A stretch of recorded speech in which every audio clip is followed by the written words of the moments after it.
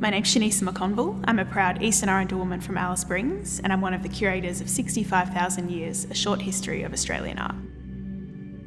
Right now we're in the Central and Western Desert Gallery, where there's art from all across Central Australia on display.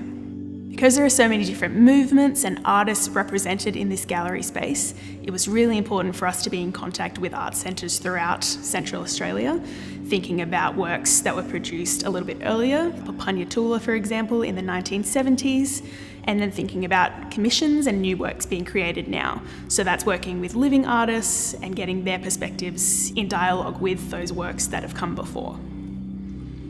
There are lots of amazing artists in this gallery, Albert Namatjira, for example, and how a lot of art started with him. His name's kind of synonymous with Indigenous art today. Other amazing artists like John Jacamara, important in the Papunya Tula movement. Women artists, Emily Carmen Ware and Maringka Napanunka, important in diversifying what art is and can look like and bringing in colour. And contemporary works as well, including Vincent Namatjira's and work by Betty Muffler and Maringka Burton in this gallery. Albert Namatjira is such an important artist in Australian art history, from Ontario or Hermannsburg, worked with watercolours, so a new medium that was introduced on the missions there, and he learnt from Rex Batterby and really mastered that medium and went on to create lots of amazing watercolours of his country, of the land around Ontario or Hermannsburg.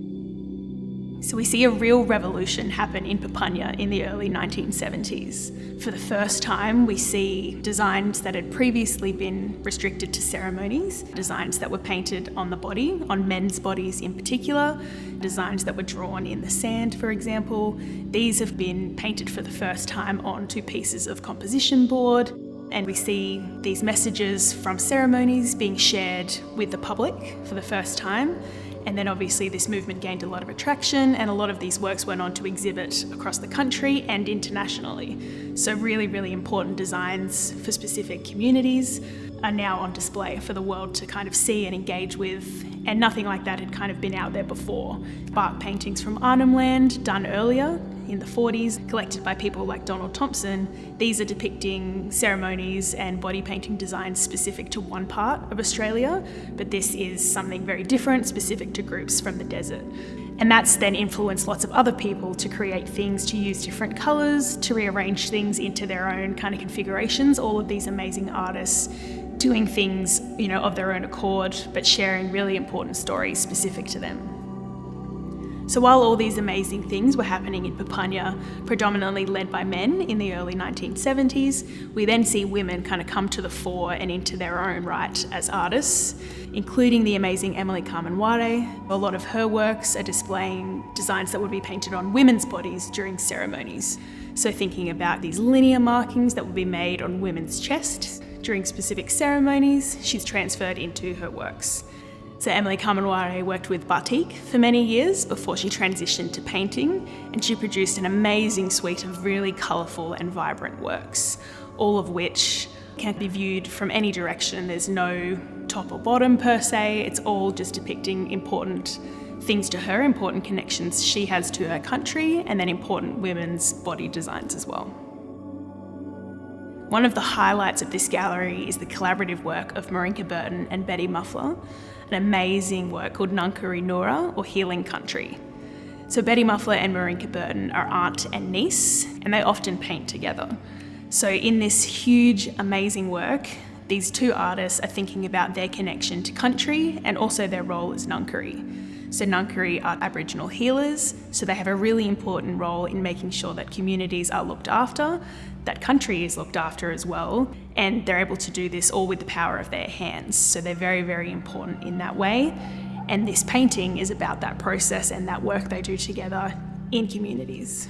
Thinking about the composition of this work, it's kind of viewed from an aerial perspective. It's different places across their country in the APY lands that are important to both of these artists. And thinking about the use of colour here as well, we see Maringka Burton bringing in this amazing kind of mauve purple colour to the palette, and that's really complementary to Betty Muffler's more monochromatic tone. So this amazing collaborative work is really just homage to their country as important senior knowledge holders. Country has not always been protected. atomic testing that took place at Maringka and Emu Fields, for example. We know that a lot of that country, that physical land, was destroyed as a result, as was the connection of many Indigenous communities to these places. So Betty Muffler, for example, has a very specific connection to a place that was affected by this atomic testing. So thinking about Ngangkari, their role is to connect back to these places and to heal these places despite these past atrocities. So this amazing work just speaks to, the survival of Indigenous people first and foremost, the survival of their art traditions and their ceremonial traditions, and the survival of Ngangkari as well and their prevalence in the community to heal communities and to heal country. It was really important for us to have all of the works on open display in this gallery. We wanted you to be able to stand in the middle of the room and to view everything in the round, to be able to see the sheer diversity from these regions. We see the gallery broken up by region slightly, so we have the Papunya works kind of on one side, all of the early Hermannsburg works, Albert Namatjira and so on, together in the centre, and then the works of women on the periphery, thinking about their important role as these real progenitors of change. Thinking about the use of colour in this space, we've really tried to bring it back to where these artists are from. So we have this amazing mauve, this purple colour that's used in the work of Betty Muffler and Maringka Burton and others in this space, really highlighting this amazing vibrancy of country and people's connection to it, especially women artists. We also have the red on the walls connecting to the land in the central western desert, that red sand that you have there as well, which is really, really complementary to a lot of the colours in the works themselves.